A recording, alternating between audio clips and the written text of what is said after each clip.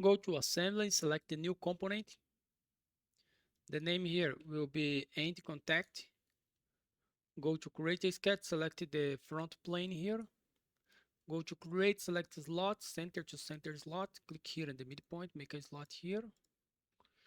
Go to sketch dimension. The distance here is 3.67 millimeters. The radius here 0.71 millimeters. Okay. Select this arc here. Make this construction line type. Select line, make a line here with 0.5 millimeters and create an arc here and create a line here with 5.5 millimeters. Okay, go to sketch dimension.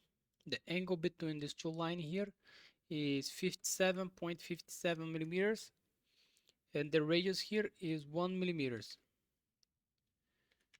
Go to constraint, select tangent, make this line tangent with this arc. That's okay. Finish the sketch.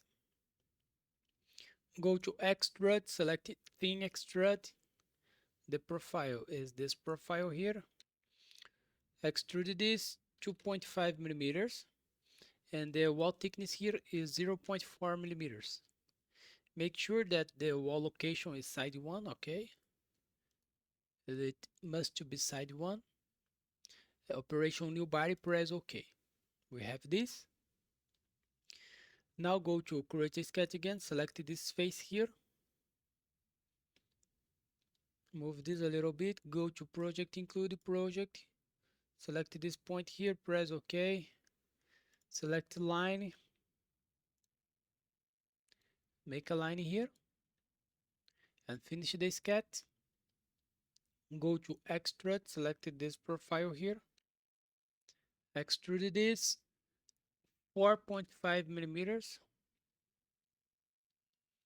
Operation join, press OK. We have this, okay.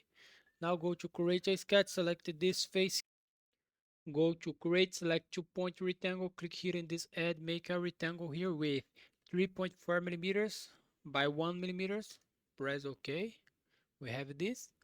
Finish the sketch, go to extrude, select this profile here. The operation here will be cut and the distance here all.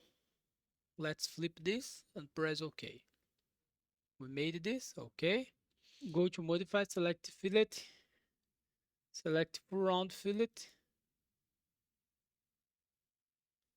Select this face here, okay, and press OK. We have this. Here we finish our exercise. So thanks for watching, subscribe my channel for more, and bye bye.